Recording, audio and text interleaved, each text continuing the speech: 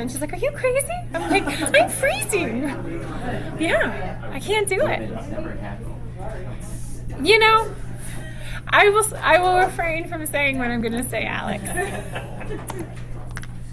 All right, guys, for those of you that are new, we like to say this one together. To build careers worth having, businesses worth owning, lives worth living, experiences worth giving, and legacies worth leaving. And of course, God, family, then business, and our Y4C2Ts. All right, what bucket fills do you guys have? Anybody help you out? Open a door, do an open house, do a showing for you. Yeah, go ahead. I have a bucket fill for Mia. It's not that she did anything for me, it's just that she's always such a ray of sunshine. Yeah. Like her energy, her smile, her personality. I mean, every time I see Mia, I'm just like happy. You know? I love so, that. I know she's downstairs, but I just want to just say thank you to Mia for just always being a ray of sunshine at the front desk. Love that. Thank you, Mia. All right, Miss Kathleen. Thank you to Tony and Cherise. They ran an awesome Ignite class yesterday morning to kick us off. Lots of energy, really great feedback from the room. So Awesome. Love that. Love that. All right. Any other bucket fills before we move on? All right, guys. Well, congratulations. Asif had his first closing, and he's new with us. So that's awesome. Congratulations. All right, AI and social media mastery. We talked about this a couple weeks ago. It's coming up next week. Here's the details on it specifically. Next Gen is putting this on. Rachel Adams-Lee, Patrick Ferry, Eric Forney, and Lauren Lucas. I know a lot of you guys got to go to her event that happened a couple months ago, but here's the cost for the sessions. If you guys have any questions, let us know. And then Miss Lisa is going to come on up. She's got a whole game show event for you today. Oh, no, it's not a game. It should have been next time. That would have been really fun. I know, we did. Play to win. So. Right, Yeah. there we go. Okay, We'll we'll see if we can turn it into a game show. You can do this. Okay. This one, I don't think I can do it this one. But showing time is back, connected to MLS again. Not that it went away, but now you can click on MLS and choose either showing time or aligned. And in the bold, they're saying the appointments are supposed to automatically sync between aligned and showing time. So we'll see if that happened. I don't know. I can't speak to personal experience on this yet. So I guess let us know your experience. But that's awesome. A reminder about the old Sentry locks. They're going to essentially die. They're going to deactivate at the end of this month. So if you have one sitting on a listing somewhere, make sure you swap it because you don't want someone to come, on August 1st and they can't get in. So make sure you get rid of your old lock boxes, swap those out. Couple of reminders, notice of defects. Some bullet points. These are frequently asked questions coming up a lot on the helpline. When you are serving a notice of defects, you should outline the defects noted in the inspection report and attach a copy of the report. You have to give that notice of defects prior to the deadline of the inspection contingency. Otherwise, it doesn't count. Once it's delivered, if the seller has the right to cure, then that deadline kicks in. Usually it's 10 days unless someone filled in the line in that offer. The default is 10 days. The seller can or not cure the defects. If they are going to cure them, they have to send a notice back. It can't be an email or a text or whatever. A WB-41 notice must be sent back. And if they're going to cure, it's no later than 3 days prior to closing. Are you laughing at Tony's apple? Every time you say a line, there's a crunch, and then you say another line, and there's another crunch. I'm just going to keep this. Today. Yeah, this is a chip guy. Chip guy 2.0. All right. I'll save the rest of that apple for later. Okay, that's great. Save it for Charlie. I was I'm Therese. glad Dana's hot at the same time Yep. as me. I was hearing it, but I was ignoring it. It's a delicious apple. That's good. It's crispy. Anyway, so more on inspection. It is. That little sweet. If the deadline passes, the contingency is considered waived. If you're running up against an inspection deadline, You may have to serve a notice of defects if you're not getting a response on an amendment. So sometimes that can happen. The inspection deadline does not change because the binding acceptance date of a proposed amendment falls after the inspection deadline. So an amendment does not change that deadline. There is a flow chart. If you like flow charts, I love them. Yeah. then here's a flow chart. It's a good looking chart. There we go. Yeah, so it's split into no right to cure and right to cure. What happens if there's defects or no defects? Essentially, either way, if you have an inspection and do nothing, then you're continuing and going to close. But this flowchart is available. You can get it in the app if you choose. And then a reminder on CAMR procedures. If you are going to have the money go back via trust funds, then on line 10 there in address, write in via trust funds. You can only send earnest money back via trust funds if that is how it was received. CAMR procedures. Make sure you put your CAMR in your under contract folder in your opportunity and submit it. And then you do need to go to the agent hub, kwrealtymke.com, and submit your request through there. So make sure you can get the slide later if you want. This went out in an email when the procedure changed, but you need to submit it, and you need to go onto the website and submit it there too. When you are having a CAMR, you are not going to start a whole new opportunity for that listing or that buyer. You can actually add a version. So if, let's say it's a listing in your under contract folder, there's a drop-down arrow next to under contract, you select add version, and that will have a brand new fresh checklist for you where you can put the new documents for the new accepted offer. And then you'd be able to see everything in the same opportunity. Does that make sense for everyone as far as that goes in the opportunity itself? Yeah, okay. If you have issues with it when it happens to you, you can always give a call and we can walk you through it. For sure. And then if it's a buyer, then you wait and update the opportunity details with the new address once the buyer is under contract with the new property. And then just a reminder of how to get us on the helpline, and that's all I have. Were there questions? No? Thank you, Okay, thank you, cool. thank you. All right, leadership update. So they let the other offices know already. Kimmy is just taking 8 weeks off for the summer. Nothing's going to change. The way everybody operates still all the same. Just giving you guys an update on that. If you have any questions, still call compliance. We have tons of staff and amazing leadership that are there to pick up the pieces. So if you guys have any questions, just let us know. Yes. Can I add two things from GMAR? Sure. So, one, GMAR is making a huge push on professional standards. So, Good. Tom McCormick is the president. It's a big thing for him. I support him. So you're going to see a lot of stuff with that, and like discipline and transparency around discipline and that kind of stuff is kind of in like the spotlight right now. So just brush up on your professional standards. And two, Tether, that program they released to help. It was like kind of like Yeah, forewarn. Yeah, that program, like nobody signed up for it. Like literally in GMAR, like 25 people signed up for it.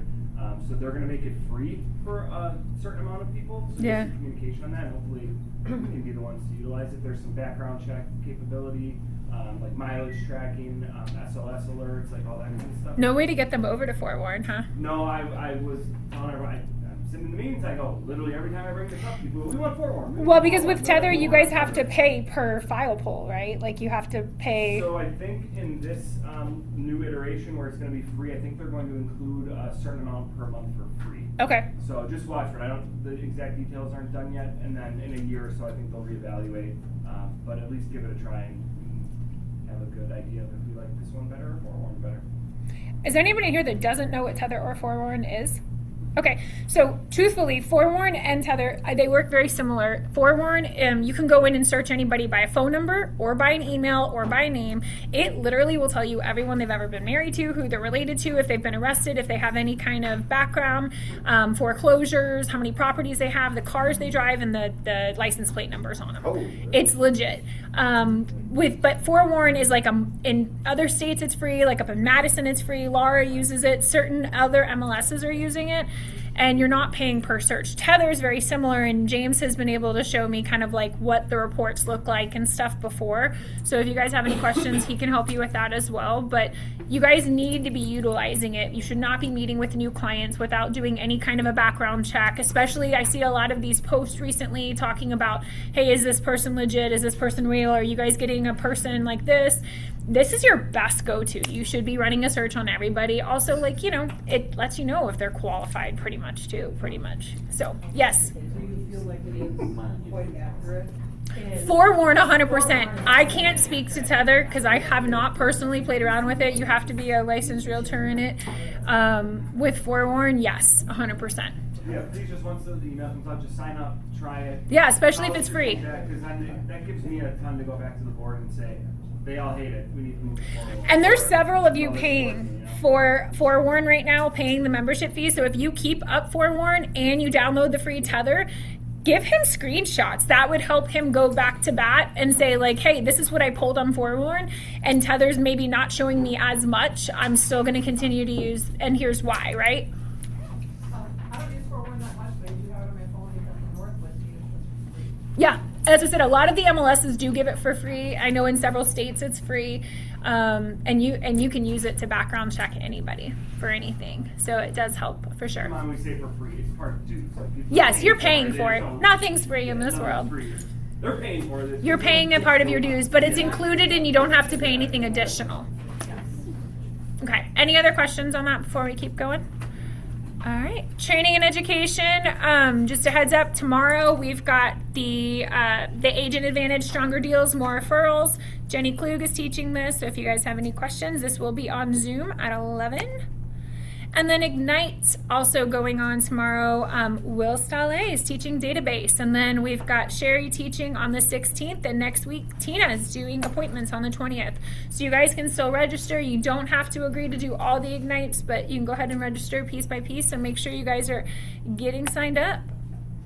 And then time management, the 4-in-1, that's the 27th from 9 until noon with Jennifer Baldwin.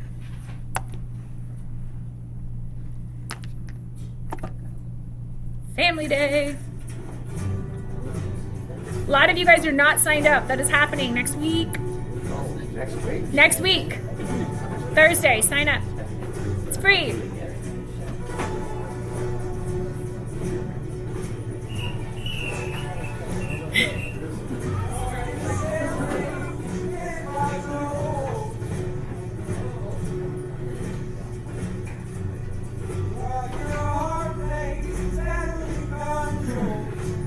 Alex, are you in the tank again? I don't think so.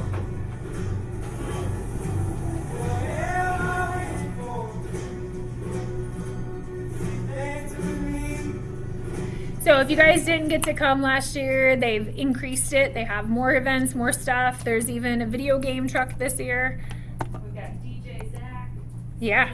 On the wheels of steel. So register. QR code is up. Bring your families. This is a free event for you guys. Free food. Come engage with all of your peers and agents. Get to know someone. I can't tell you how many weekends have not gone by where I don't get at least 7 or 8 agents that text me, hey, I need an agent in this area. I need an agent in Dodge County. I need an agent in this city. Guys, get to know your peers. And also, in our MKE app, we have all of the agent rosters that you can access. And I know for ours, we've started inputting the cities in which you actually live in on the roster to make it easy for you to say, like, hey, I'm in a pinch and I need somebody in Dodge County. So we have agents all over, which is really cool here. So if you need someone in Burlington, you need someone in Dodge County, you need someone in Green Bay, we've got several agents that are a part of multiple MLSs and are available to you guys. But Family Day is a great way to come meet them. Simon Sinek, if you guys are coming to Mega Camp, who in here is going to Mega Camp? Okay, I know there's quite a few. So there are plenty of people still selling tickets discounted. I've been seeing them left and right. All I ask is that if you decide to go last minute, verify with me or any of the leadership staff so that we can verify it's a legit ticket. We usually will reach out to the team leaders or look them up to make sure that they're truly selling a ticket. There unfortunately is some scams that go around out there trying to get people to pay for tickets and they're not even a KW agent or don't even have a ticket. So if you are trying to buy one at the discounted rates from the early bird pricing and you decide to go, let me know so that we can just verify that the tickets you're getting are legit. And then career night. This is for our office here coming up in August, next month. It's going to be the 13th, 6 to 7. So I know they're working on a smart plan and flyer. This is your opportunity to anybody who's been saying to you, I'd like to get into real estate, I'd like to learn more about classes. How do I do this? What do I do? This is a great opportunity for them to come and learn about how to get into real estate. All right, technology updates. Uniflow. Is anybody in here not set up with Uniflow yet? Okay, we will get you set up on Uniflow.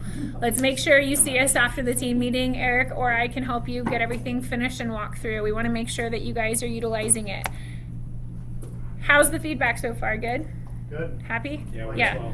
When you get it set up correctly and you have it to where you can print from any device and you can walk into any office and you're not having to use the actual website to go to it, it really is nice to be able to just print and your stuff is secure on the printer. And I will tell you guys, we're throwing out a lot less paper. There was a lot of stacks that we were constantly putting in recycling daily or throwing away that people were printing and forgetting or multiple. Yeah. It's saving you money because you were paying for it. Yeah. Is the load paper thing still an issue? I don't know the answer to that. Yeah, Okay. They have to ring every time. All right, so we'll follow up on that and figure out what's That's the causing annoying it. thing I've- Yeah. Is the load paper error? And is it on all sizes or just the... I mean, Okay, I was having it on the legal. Okay. Agent Hub joins our app, so resources, network, AI, all of it's going to be in one place. So just keep in mind, if you're not utilizing that app, please start playing around with it. It really does have so much information at your fingertips, and it'll make your life a lot easier. So make sure you guys are downloading the app and getting access to everything. The listing network, who in here is using this? Are you guys paying attention to it? Good. Okay. Just want to make sure you guys are utilizing it, the exchange. And Mr. Charlie Stale, come on up.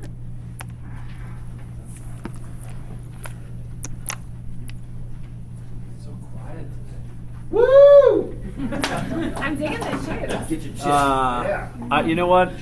My mom would kill me for wearing sandals today, but it's 100 freaking degrees, and I had loafers on. And gentlemen can understand, maybe ladies too. When you wear like leather shoes without socks and your feet start sweating, I'm like, why even bother? Just, anyways, that was way too much information. You want me to tell you more information that I shouldn't tell you, but I will? Yeah.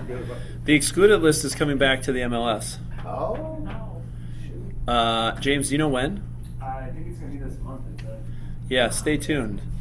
Here's the truth. You've seen a lot of systems conversions from us, which seems like a lot of change. The reality of it is a couple things. One, everything we're doing is optimizing our systems to be AI generative so that you can search it, you can have access to it, and or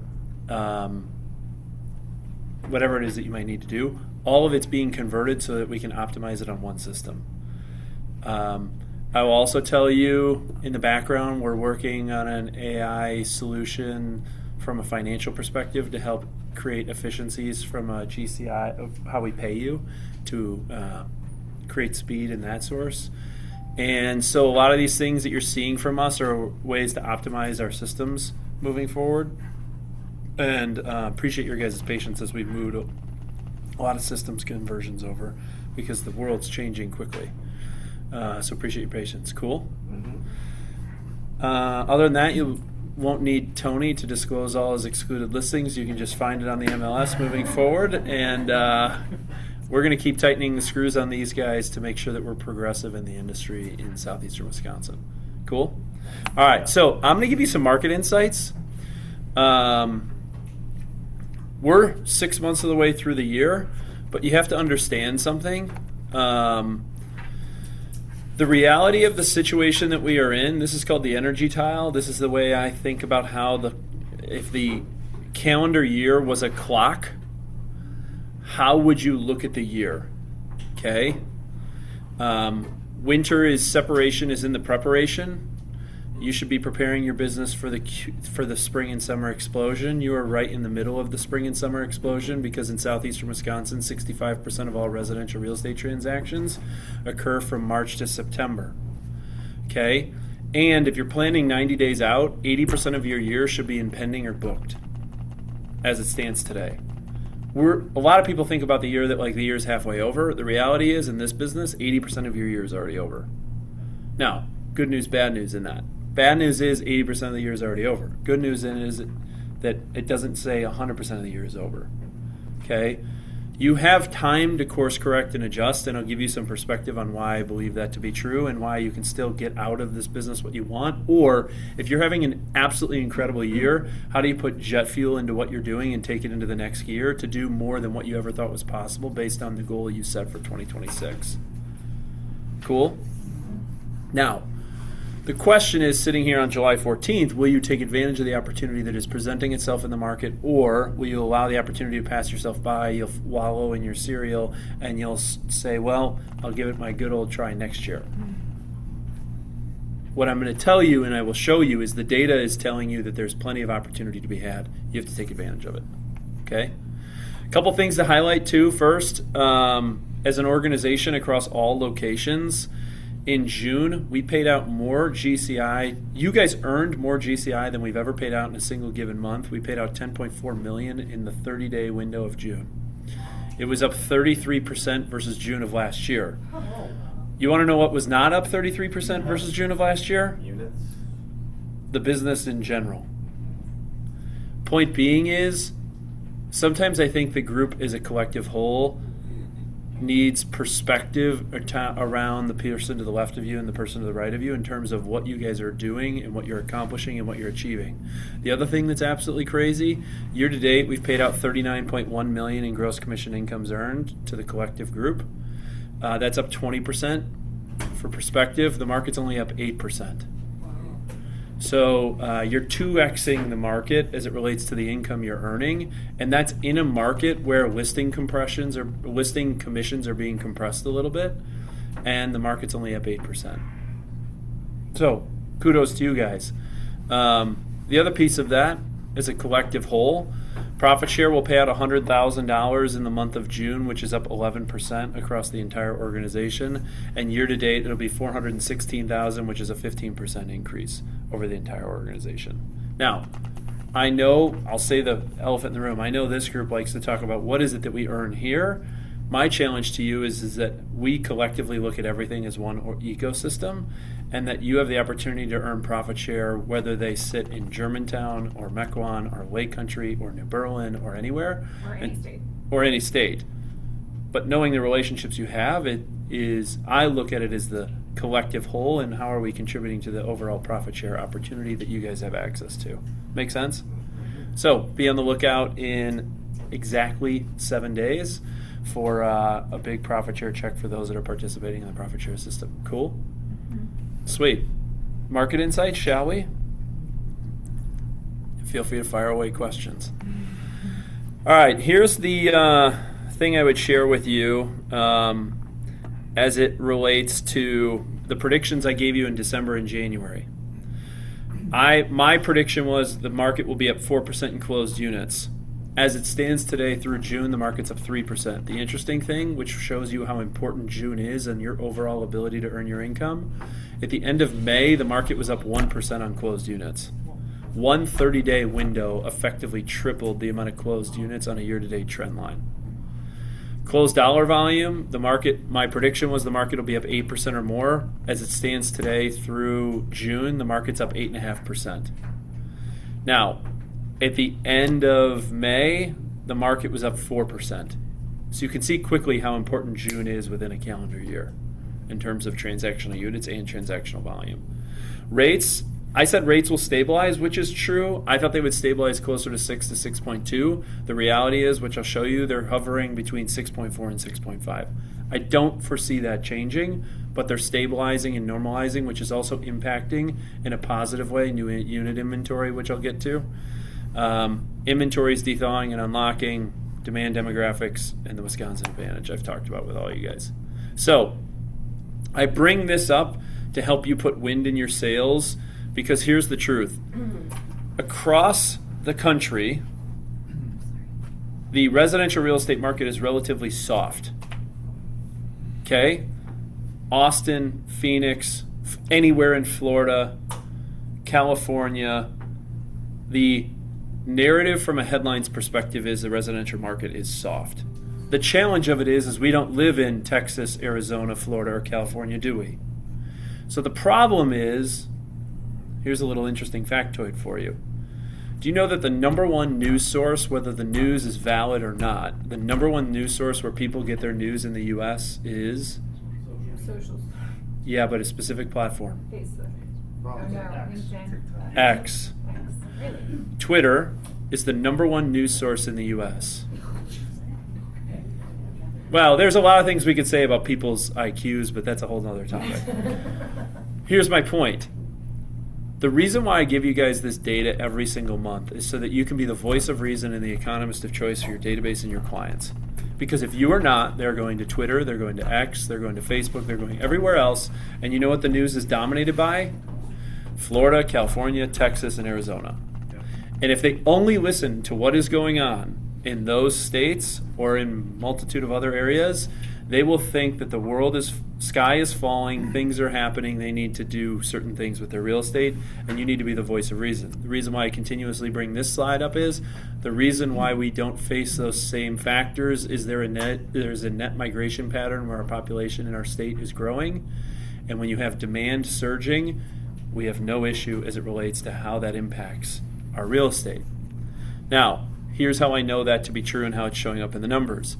New unit inventory is up roughly 2% versus June of this year versus June of last year, and it's up 14% versus June of 24. This goes to my theory that inventory is unlocking or de-thawing because rates are normalizing, time has passed, life events go on, and the more inventory comes to the market, the more deal flow that can be had. Okay? We're seeing this in total inventory as well. In the month of, I want to back up here really quickly. I want to give you some context. Last year in May, if you look at this, the peak of the market was May. In 2025. In 2025, it was 2,819, and then it started to slip in June and July. What I'm basically here to tell you is, last year the peak of the market was May 14th, 2025. I am not of the belief that we have hit the peak market coming out of June. Okay? The reason that's important is we have 6 to 8 to 12 more weeks of selling season before the markets will start to slide into the fall. And the reason that's important is I don't want you to miss the windows where you can either accelerate what it is that you're doing or course correct your opportunity. Okay? Total inventory is up.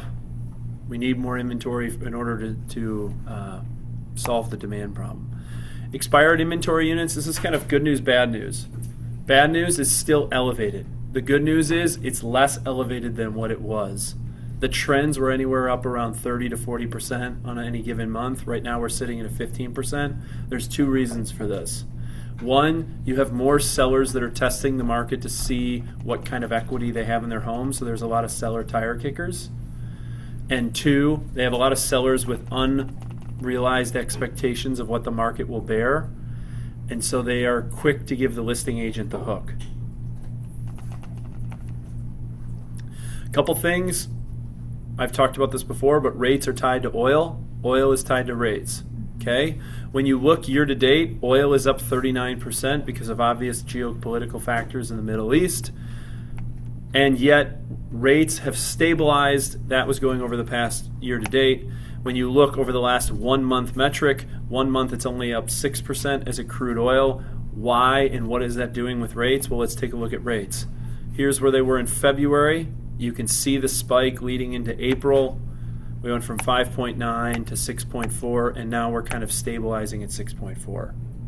Point being is, oil always generates where rates will go 30 days later. Oil is the lead metric to the lag metric, which is mortgage rates. This is why I'm saying that I think rates will stabilize in the 6.4 to 6.6 range. And all of that could be thrown out the window with some geopolitical conflict, but it's something that we look to help future pace where we think rates will go. I think it's an easier metric than the mortgage guys will understand this, looking at treasury spreads. No one understands treasury spreads, but everyone understands the price of oil. It's an easier correlative impact for you. So when a buyer comes to you and said, where do you think rates will go? You can say, well, we know that rates follow oil. Oil's been relatively stable over the last month. I predict rates to continue to be stable for a period of time. Now, despite conflict geopolitically and some uncertainty, the reason why you have consumer confidence is if you look at the S&P over the last 12 months, it's up 20%. So when your clients are looking at their balance sheets to make a decision on if they trade up or if they sell or they do all these things, they look at the totality of their financial picture. And when their financial picture over the last 12 months is up 20%, is why consumers have confidence in order to continue to act in this environment. Okay? And when you look at it, this is in the last 12 months and then year to date, it's up roughly 9.5%. Tells you, again, consumer confidence ebbs and flows with the stock market. So their rates ebb and flow with oil. Mindset to taking action ebbs and flows with the stock market. That's why I give you the S&P 500. Make sense? Cool. Average days on market. This is interesting to note and important to note. This year versus last year and versus 24, the velocity in terms of days on market is up about a week. Okay? To a consumer, an extra 6 to 7 days to sell a house feels like an eternity. This is why I think you're seeing the expired listings where they are. You have to right-size expectations as to how long it will take to help someone sell their home. In any normal market, 29 days or 24 days or 21 days is very fast. They're just used to a sign going in the yard on Thursday and an accepted offer by Sunday. That is also not normal. Okay? Your job is to provide perspective. That's how you get your value.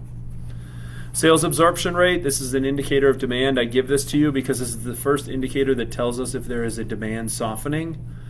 In June, 36% of the overall inventory was sold. It was up 5% versus June of last year and up 8%, 9% versus June of 24. This is the first trend we look at in terms whether things are going positively or negatively as it relates to demand. So we look at if there is a surging demand or a softness of demand.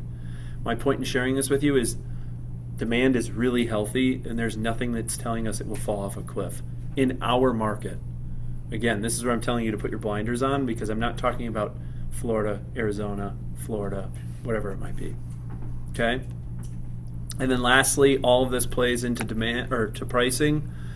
Pricing on the average was up roughly 6% on the average and 13% versus June of 24. When you look at the median, it was up 5% or up in versus June of 25 and 10% versus June of 24. Net, what are we saying? Sellers are de-thawing or unlocking. More inventory is coming to the market. The market in and of itself is still competitive. Demand has not subsided. A lot of this has to do because the stock market is still relatively healthy, so people put balance sheets, they're willing to stay in the game and be competitive. The challenge of it is, from a seller's perspective, we can get you the right price and the right terms. You need a little bit more patience than what you think this will take, because on average it's taking about a week longer than it has in the past. Yet, we know the metrics are telling us that homes are still appreciating at around 6%, which is really, really healthy. You should be in a good spot. Make sense? Yeah, Nick. So, as far as like home prices go, I have a buddy of mine that's moving to South Carolina. Yeah. And this weekend we were looking at houses because he's going to buy something down there. And it was incredible to see the difference in prices in an area like that. Like 2,500 square feet, 4-bed, 2-bath, like new construction, $300,000 on the market for 60 days. And like house after house, good areas. Same thing, I was just in Austin a month or two ago, and the market was similar down there. You think that, so like when people say that house prices around here, I hear it all the time, houses are so expensive, and I agree with them. I think it's very expensive to buy houses in this greater Milwaukee area. Do you think that there's any I don't know, I'm not saying anything bad's gonna happen as far as decrease in prices, but do you think that that's gonna hold as far as prices go and appreciation? Because, I mean, it's just crazy to see compared to other places. I think that there's other factors going on that people aren't paying attention to. This is the first thing I would look at. If people are leaving the state, if there's a net migration outflow of people, that's the first indicator I'd say, okay, hold on here. Demand's leaving. Like, you need people to be able to buy. The other thing you got to remember in our, let's just call it our bubble of southeastern Wisconsin, regionally, from a business perspective, and you just take a look at the corridor from, I've talked about this before, from Milwaukee to the Illinois border on 94-43. When I was a kid, that was all farmland. When I was a kid going from Milwaukee to Madison, the only thing you did was stop in Johnson Creek for gas, but outside of Johnson Creek, there was nothing. And now you look at Sun Prairie and everything.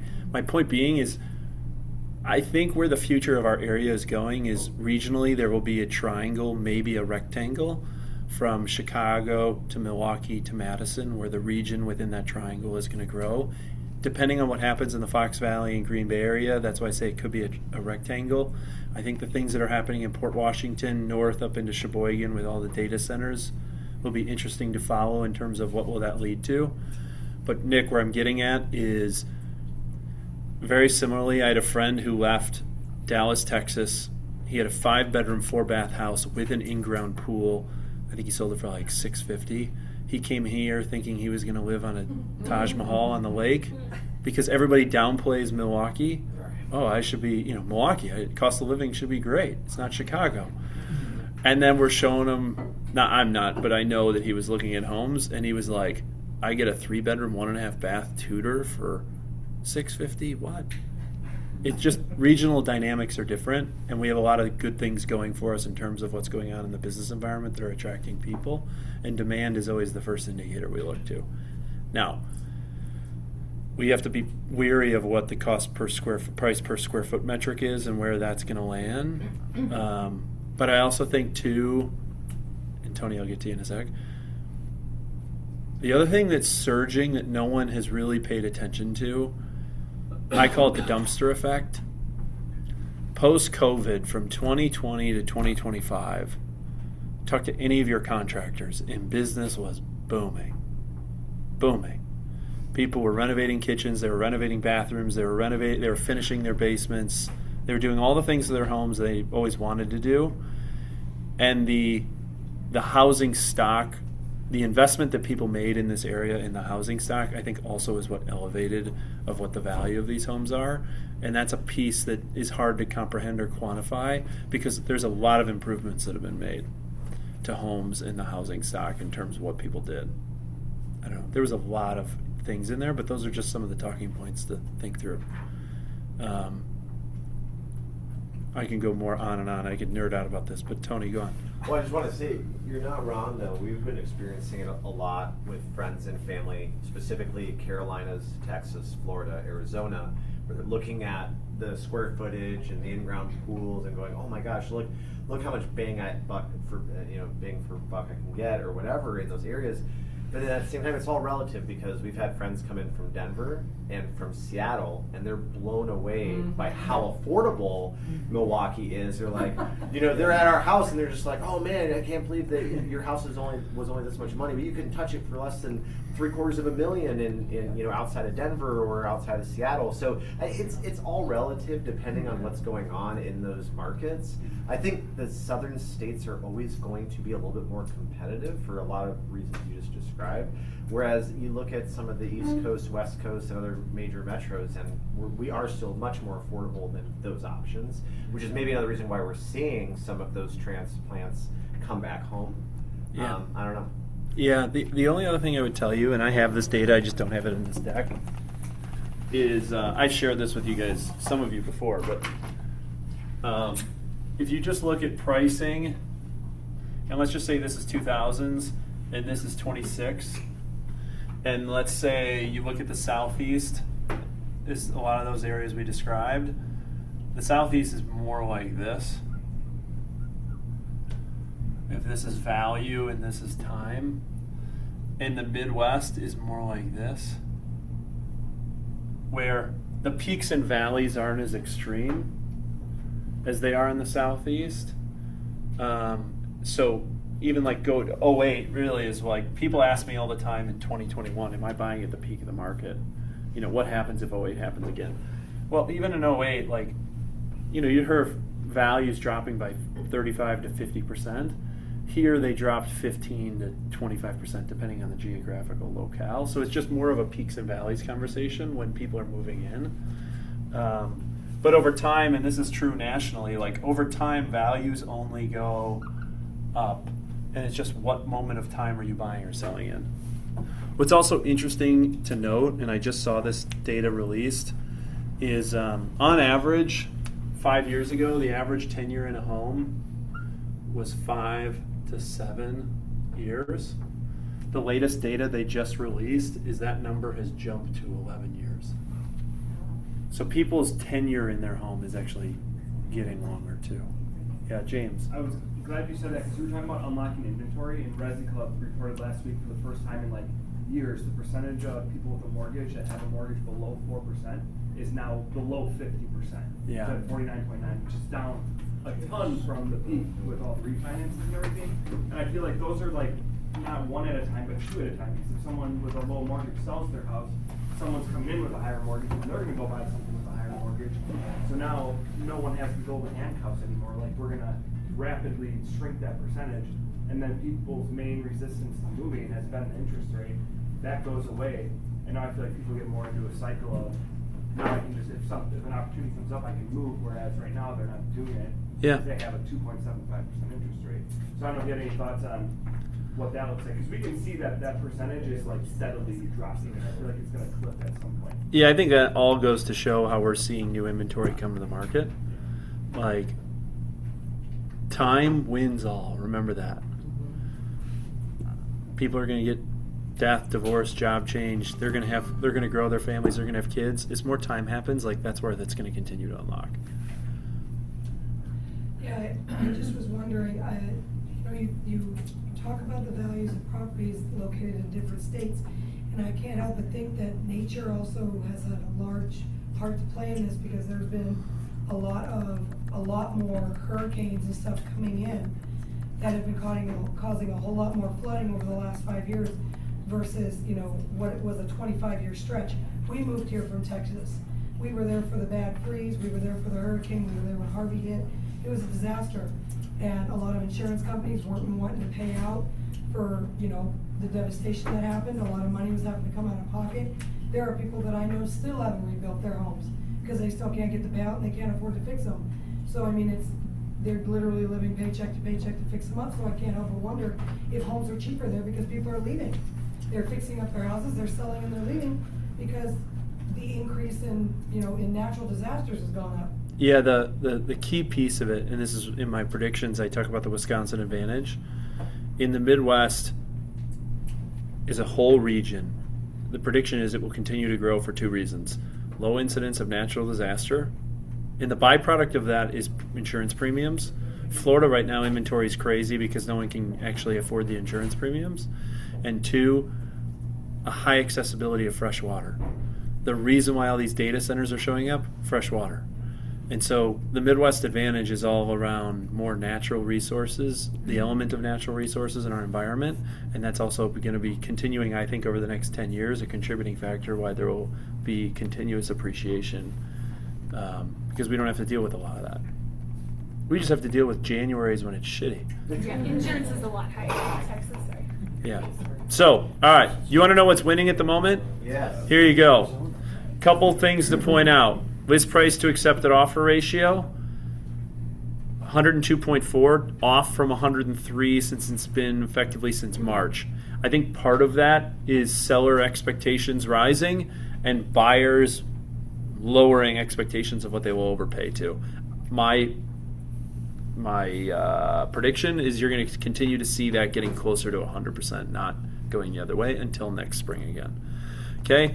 Earnest money hasn't changed. Here's a big one that has changed. Inspection contingencies are much more now 50-50. than they were at 60-40 last month, or even into what we saw in March and April. This month, because of the flip of more of a 50-50 environment, I went and looked at it. Of the 50% of accepted offers that had a home inspection, 50% of those offers had a threshold, with the average threshold being $9,000. Okay? 31% cash versus 69% financed. We saw this is a jump in the last several months.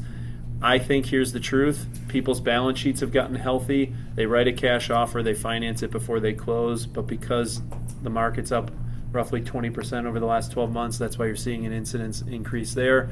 And co-broke compensation being 2.33%. You know, again, I keep bringing this up just to remind everyone that the world did not end after that lawsuit. Make sense? Yeah. Cool. My market of the moment script is very similar to what it has been. Not much change because the market itself, in and of itself, did not change. I will remind you, as a group, all of this is available to you on the KW Realty MKE app when you just simply ask, hey, give me lore or give me the team meeting or whatever. So if you want any of this for marketing or presentation purposes, feel free to rip off and duplicate as you see fit. I'm here to provide it and give it to you. And then lastly, I thought I'd just give you a quick brokerage update. This is where we're at year to date across the landscape in southeastern Wisconsin. A couple things to point out. Metro MLS is up 8.5%. Us as a collective ecosystem as KW are up 22%. We are outpacing the market by 159%. Pretty good for the group that, like, you guys are killing it. You really are. And it's showing up in your incomes, which is like why I shared it in the very beginning. It's incredible. Our results are a reflection of what you guys do. We're just here to support you and serve you to make sure you get done what you want to get done. There's the visual so you can see in terms of separation of the pack. And then I always give you the luxury stats, and here's why I want to preface this in the luxury way, is everyone here desires to continuously grow the price points you operate in, yes? Okay, luxury is an aspirational thing. Everyone aspires to operate in higher price points. I share with you this data to give you inspiration that it's possible and that you can break through price ceilings. You totally possibly can, and you're in the best environment to do it. How do I know it? We sell 1 of every 3 homes in the luxury price point in southeastern Wisconsin. We sell 117% more than the number 2 brand, and if you combined 2, 3, 4, and 5, we still sell more than all of them combined. I share that with you to give you what is it that you aspire to do, and how are you inspired, and how do you lean on your peers, because we have a, 17% market share of the overall market, but we have a 30% market share of the top end of the market. My goal is to help continuously push what you think is possible for you in your business, to earn more than what you think you're worth. Cool? Love it. Lastly, I just show you that I like trend lines that start in the lower left and go to the upper right.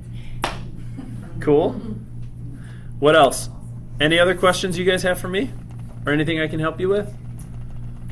Good? The data helpful? Love it. My goal is to make sure I'm adding value to you guys every day. If you have questions on it, feel free to ask. If I can help you in any way, you know I'm willing to do it. And it's a great day to be alive. Thanks, guys. Appreciate it.